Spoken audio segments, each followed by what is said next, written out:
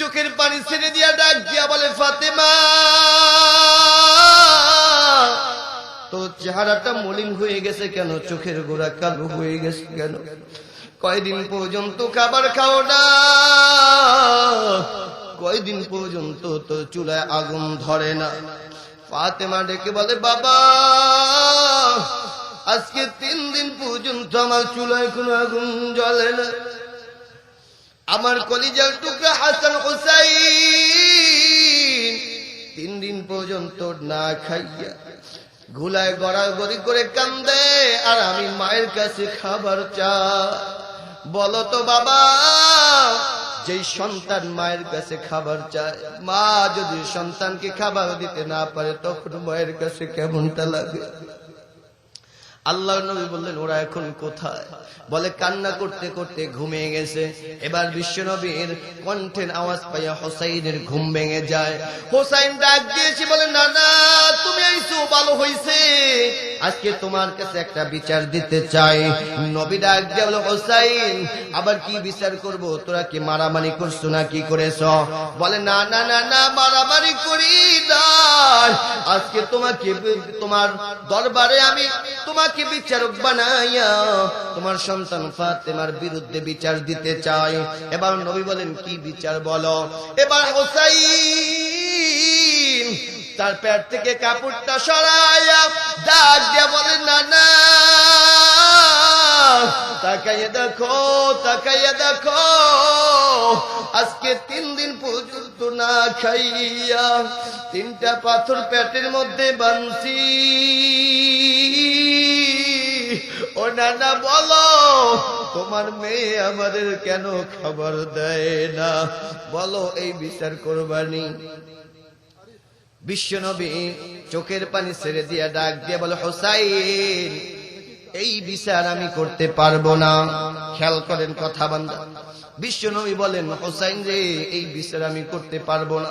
হোসাইন চোখের পানি ছেড়ে দিয়ে ডাক দিয়ে বলে, দেখছ নিজের মেয়ের জন্য বিচার করতে পারলো না। এবার বিশ্বনবী তার পেট থেকে কাপড়টা সরাইয়া হোসাইনকে ডাক দিয়ে বলে, হোসাইন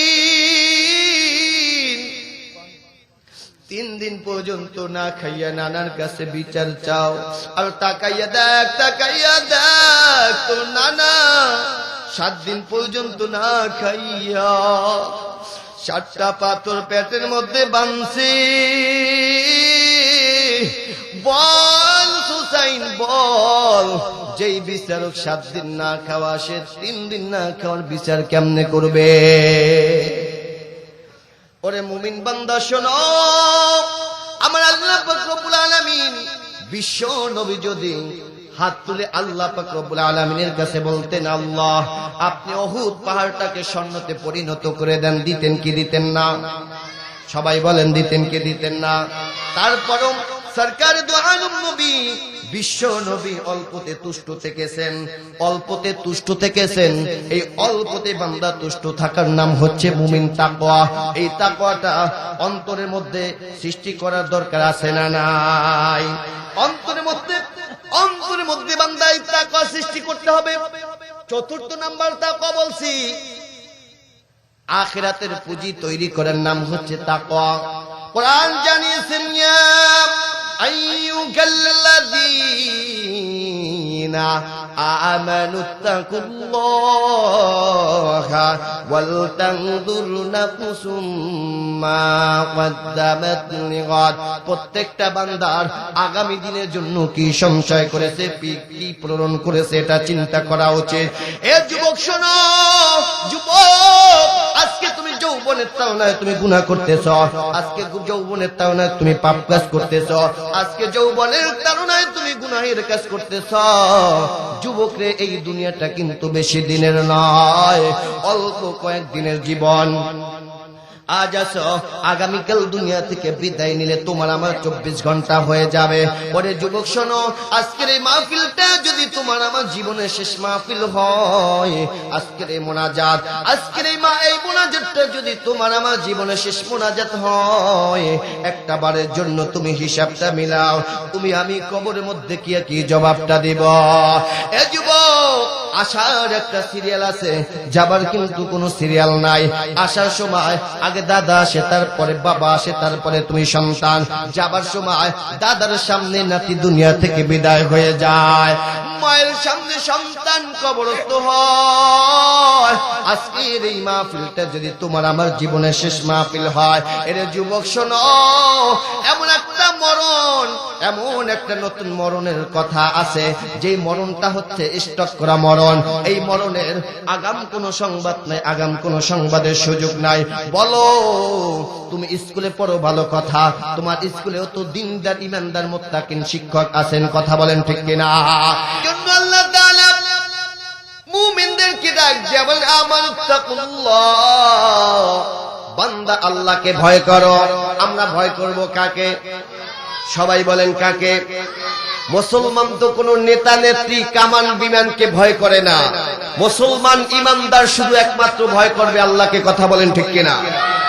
এজন্য আল্লাহ বলছেন, আমানুত্তাকুল্লাহ, বান্দা আল্লাহকে ভয় করো, হাক্কা তুকাতিহি, ভয় করার মতন ভয় করো। সাধারণ কোনো ভয় করলে হবে না রে বান্দা। আল্লাহ তাআলা বলছেন, হাক্কা তুকাতিহি, ভয় করার মতন ভয় করো।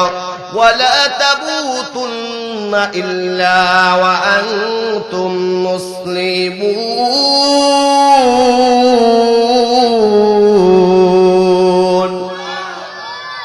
মুসলমান না হইয়া বান্দা তোমরা মৃত্যুবরণ করো না। ওরে মুমিন শুনো, পবিত্র কুরআনুল কারীমের শুরু থেকে শেষ পর্যন্ত গবেষণা করে দেখলাম, আল্লাহ পাক রব্বুল আলামিন এই কুরআনুল কারীমের মধ্যে 84টা আয়াত নাজিল করেছেন তাকওয়া সম্পর্কে। আর এই 84টা আয়াতের মধ্যে আল্লাহ তাআলা 88 বার বলেছেন, বান্দা ইত্তাকু, আল্লাহকে ভয় করো, আল্লাহকে ভয় করো। তার মানে হচ্ছে, গোলাম যদি তার রবকে ভয় করে গো দুনিয়াতে, তাহলে র‍্যাব বাহিনী লাগবে না, আর্মি বিডিআর লাগবে না, এনএসআই লাগবে না, জিডিএফআই লাগবে না। আরে বান্দা, পুলিশ বিডিআর কিছুই দরকার হবে না। বান্দার অন্তরের মধ্যে যখন র‍্যাবের ভয় বদ্ধমূল হয়ে যাবে, তখন র‍্যাবের ভয়, র‍্যাব বাহিনী দুনিয়াতে দরকার হবে না, কথা বলেন ঠিক কিনা? এজন্যই তো আম্মা জান আয়েশা সিদ্দিকা রাদিয়াল্লাহু তাআলা আনহা হাদিস বর্ণনা করেছেন। আম্মা জান আয়েশা সিদ্দিকা রাদিয়াল্লাহু তাআলা আনহা বলেন, আল্লাহর নবী বিশ্বনবী সাল্লাল্লাহু আলাইহি ওয়াসাল্লাম তার জীবদ্দশায় যতগুলো আলোচনা করেছেন, যতগুলো বক্তৃতা দিয়েছেন, প্রত্যেক বক্তৃতার শুরুতে, না হয় মাঝে, না হয় শেষে, বিশ্বনবী যেই আলোচনা, যেই কথাটা কোনো আলোচনায় বাদ দেয়নি, সেই কথাটা হচ্ছে ইত্তাকুল্লাহ, বান্দা আল্লাহকে ভয় করো।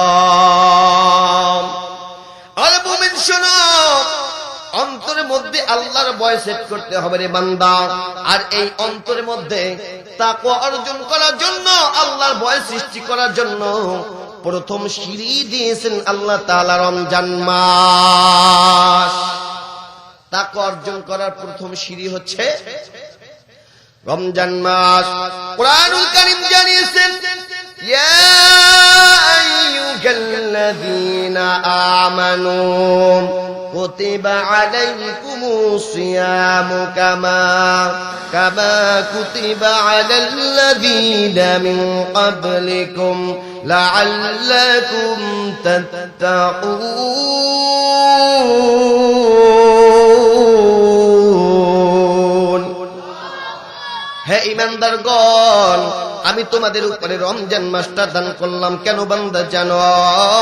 যেন তুমি মুত্তাকিন হতে পারো, তাকওয়া অর্জন করতে পারো, যেন পরহেজগারি অবলম্বন করতে পারো। আল্লাহ রাব্বুল আলামিন এই রমজান মাসটা বান্দা দান করেছেন তাকওয়া অর্জন করার জন্য। এই কথাটা বলেছেন সূরা বাকারার 183 নম্বর আয়াতে।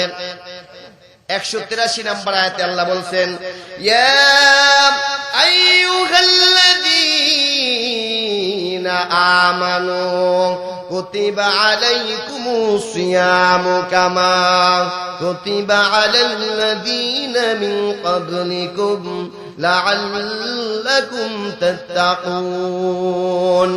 এই কথাটা আল্লাহ পাক রব্বুল আলামিন বলেছেন 183 নম্বর আয়াতে সূরা বাকারার মধ্যে। এখন শুনেন, 83 যদি আপনি লিখতে যান আগে 8 আনতে হয়, তারপরে 3। কথা বলেন ঠিক কিনা? 83 লিখতে হলে আগে 8 নিতে হয়, তারপরে 3, তাহলে 83 হয়। আচ্ছা, আগে যদি 3 আনি, 8 যদি পরে নেই, তাহলে কত হয়? 38 নম্বর আয়াত। এখন দেখেন আল্লাহ তাআলা সূরা বাকারার 138 নম্বর আয়াতের মধ্যে কি বলেছেন? আল্লাহ রাব্বুল আলামিন বলেন, সিবগাতাল্লাহি ওয়া মান আহসানু মিনাল্লাহি সিবগাতাও ওয়া নাহনু লাহু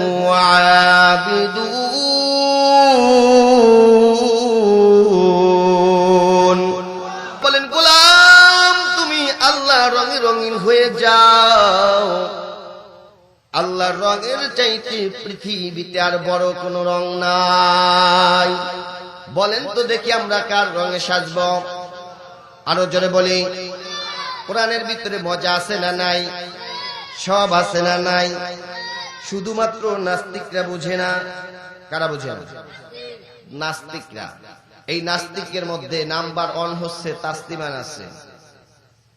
এই তাসলিমা নাসরিন এদেশে দাঁড়াইয়া, এই বাংলার জমিনে দাঁড়িয়ে বলে, আমি তাসলিমার পেট, এই পেটের ভিতরে বাচ্চা নেওয়ার অধিকার আমার। আমি তাসলিমা যেখান থেকে খুশি সেখান থেকে বাচ্চা নিব, বলি নাউজুবিল্লাহ।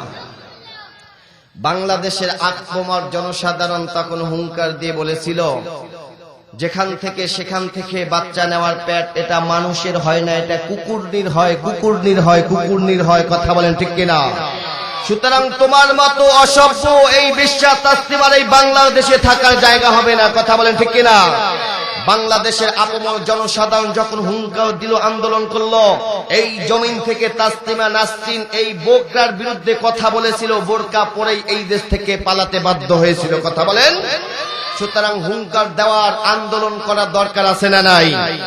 আমার দেশের মুসলমানেরা যদি হুঙ্কার না দিত, বাংলাদেশের সংসদ থেকে বিসমিল্লাহ উঠে যাইত।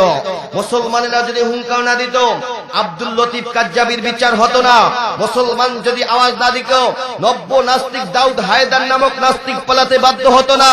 মুসলমান যদি আওয়াজ না দিত, তাসলিমা নাসরিন পালাতে বাধ্য হতো না। মুসলমান যদি আওয়াজ না দিত, বিশ্ব নবীকে বিশ্ব লুচ্চা বলে প্রত্যেকটা সেকেন্ডে সেকেন্ডে গালি দেওয়া হতো। সুতরাং এই বাংলার জমিনে বাঁচতে হলে, থাকতে হলে হুঙ্কার দিয়ে বাঁচতে হবে। কোনো বাতিলের কাছে মাথা নত করা যাবে না। কথা বলেন ঠিক কিনা? এই জন্য আমার ভাইরা, আল্লাহ পাক রব্বুল আলামিন কুরআনুল কারীমের মধ্যে বলেছেন, আমানুত্তাকুল্লাহ, বান্দা আল্লাহকে ভয় করো। অন্য আয়াতের মধ্যে আল্লাহ রাব্বুল আলামিন বলেছেন, বান্দা তাকওয়া অর্জন করার জন্য আমি আল্লাহ তাআলা প্রথম সিঁড়ি দিলাম বান্দা রমজান মাস। এখন আসেন বান্দা, আল্লাহ তাআলা তাকওয়া অর্জন করার জন্য প্রথম সিঁড়ি রমজান মাস কেন দিবেন? বান্দা ভালো করে শুনে নেন। বান্দা দুনিয়াতে নামাজ পড়বা, চোখে দেখা যায়। বান্দা যাকাত দিবা, চোখে দেখা যায়। বান্দা তুমি হজ করবা, চোখে দেখা যায়। বান্দা তুমি রুকু করবা, চোখে দেখা যায়। বান্দা তুমি সিজদা দিবা, চোখে দেখা যায়। কিন্তু রোজা এমন একটা ইবাদত যা চোখে দেখা যায় না। কথা বলেন ঠিক কিনা? বান্দা রমজান মাসে রোজা রেখেছি, ক্ষুধার যন্ত্রণায় তৃষ্ণায় কলিজা ফেটে যাচ্ছে। ইচ্ছা করলে ঘরের ভিতরে ফ্রিজের মধ্যে ঠান্ডা পানি রয়েছে, ইচ্ছা করলে ঠান্ডা পানি খাইতে পারতাম, খাই নাই কার ভয়? ওরে বান্দা, পানির মধ্যে ডুব দিয়া ইচ্ছা করলে পানি খাইতে পারতাম, খাই নাই কার ভয়? এটাই তো আল্লাহর ভয়, এটাই তো আল্লাহর ভয়। এই ভয়টা যদি বান্দা অন্তরের মধ্যে সেট হয়ে যায়, এই ভয়টা যদি কারো দিলের মধ্যে সেট হয়ে যায়, ওই বান্দা দুনিয়ার কোথাও গিয়ে গুনাহের কাজ করতে পারবে না।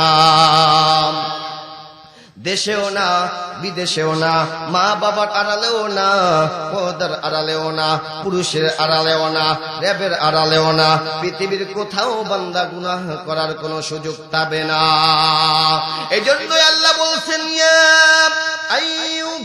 আইয়ুহাল্লাযীনা আমানু কুতিবা আলাইকুমুস সিয়ামু কামা কুতিবা আলাল্লাযীনা মিন ক্বাবলিকুম লাআল্লাকুম তাত্তাকুন। বান্দা আমি তোমাদের উপরে রমজান মাসটা কেন ফরজ করলাম রে বান্দা, জানো যেন তোমরা মুত্তাকিন হতে পারো, পরহেজগারি অবলম্বন করতে পারো। এরে মুমিন জানো, রমজান মাসে কোনো বান্দা যদি একটা নফল ইবাদত করে গো, আমার আল্লাহ তাআলা তার আমলনামায় খুশি হইয়া একটা ফরজ ইবাদতের সওয়াব লিখে দেয়।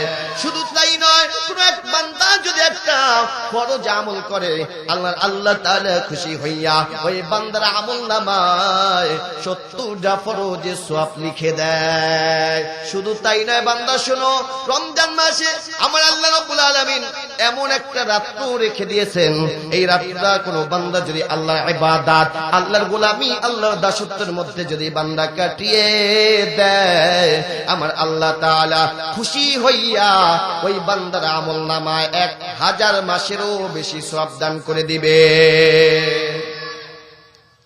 ভাই বক্সের সাউন্ড একটু ঠিক করে দেন না, ভিতরটা একটু ঠিক করেন, ক্যাস ক্যাস করে। শোনেন, কারেন্ট নাই, আওয়াজ হবে না, এটাই স্বাভাবিক।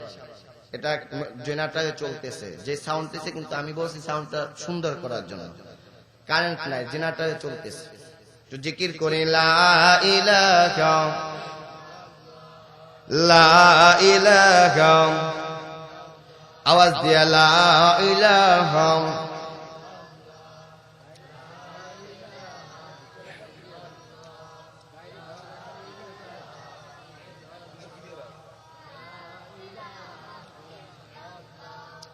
লা ইলাহা,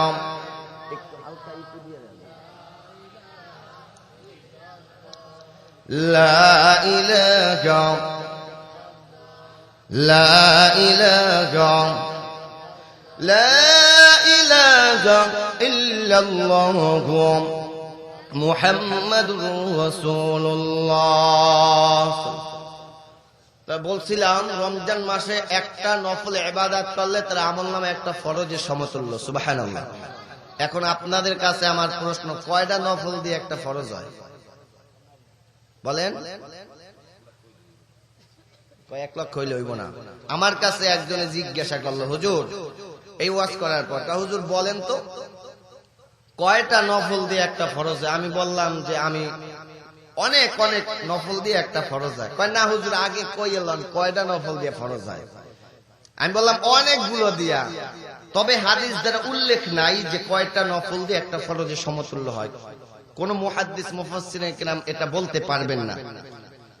তবে এখন এই লোকটা নাসরবান্দা লোক এমন ভাবে আমারে ধরছে যে আমার বলতেই হবে কয়টা দিয়া একটা ফরজ হয়। আমি ওনারা জিজ্ঞাসা করলাম, ভাই আপনি কি করেন? বলে আমি ভাই সরকারি একটা নার্সারিতে জব করি। আমি বললাম এইবার পাইছি ঠিক মতো।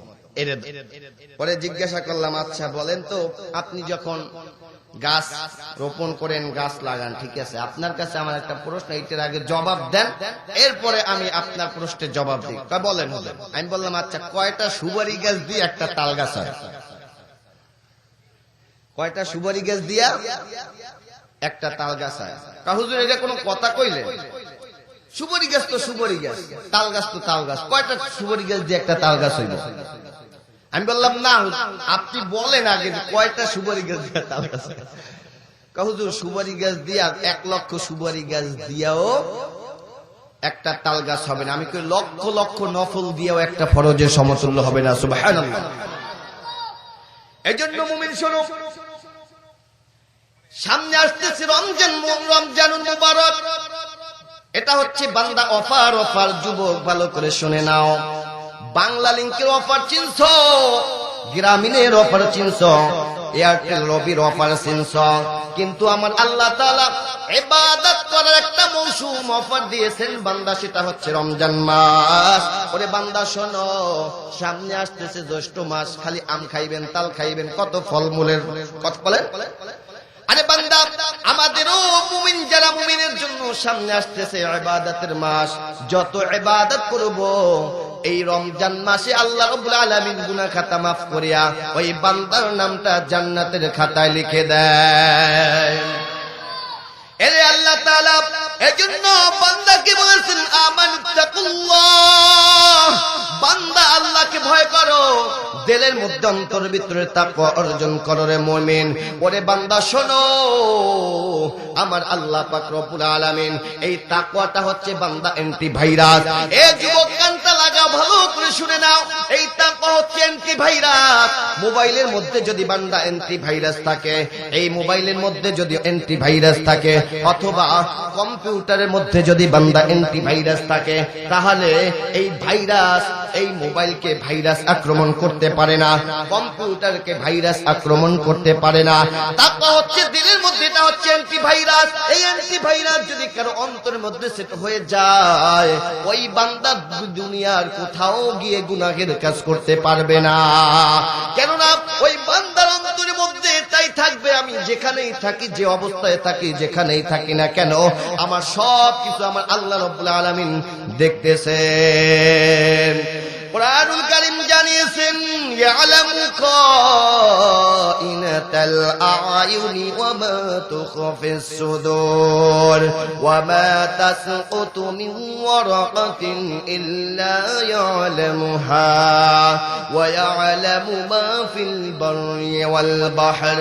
আল্লাহ তাআলা বলেন, বান্দা তোমার অন্তর কি লুকোচুরি খেলে, চক্ষু কি গোপন করে, দুনিয়ার কেউ না জানলেও জানেন কে?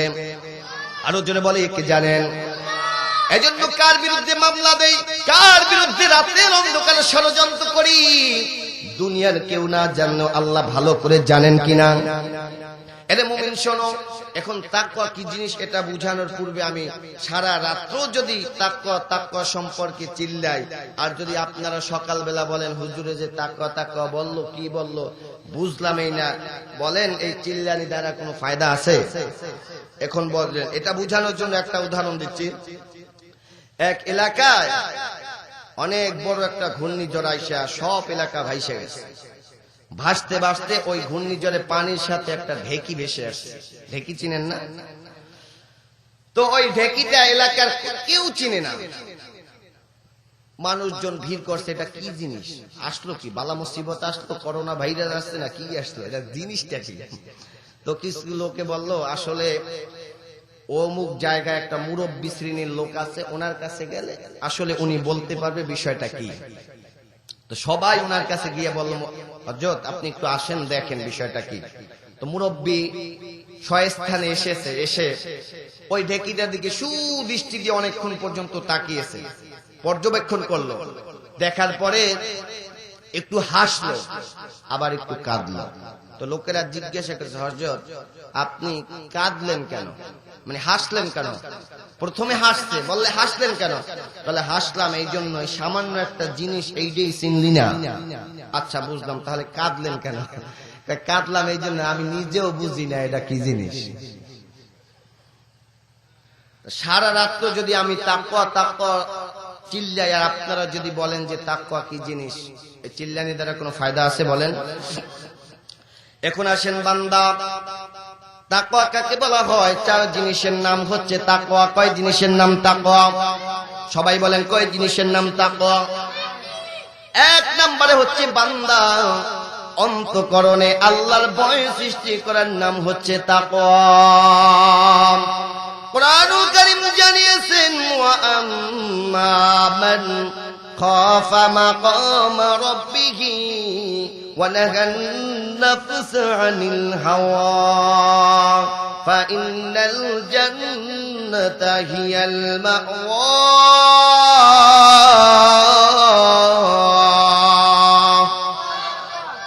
আল্লাহ বলেন, কোন বান্দা যদি আল্লাহকে ভয় করে, প্রবৃত্তিকে অসৎ কামনা থেকে বিরত রাখে, আমি আল্লাহ রাব্বুল আলামিন ওই বান্দার জন্য জান্নাতুল মাওয়া প্রস্তুত করে রেখেছি। জোরে বলি সুবহানাল্লাহ। শুধু তাই নয়, অন্য আয়াতের মধ্যে আল্লাহ রাব্বুল আলামিন বলেন, ওয়ালিমান খাফা মাকামা রাব্বিহি জান্নাতান। যেই বান্দা আমি আল্লাহকে ভয় করে জীবনটাকে সুপথে পরিচালিত করবে, আমি আল্লাহ তাআলা জান্নাতান, তাসকিয়া সিগা। আল্লাহ বলেন ওই বান্দার জন্য দুটি জান্নাত আমি আল্লাহ তাআলা প্রস্তুত করে রেখেছি। এখন আসেন বান্দা, তাকওয়া কোথায় কোথায় অর্জন করবেন? ঈমানে, আমলে,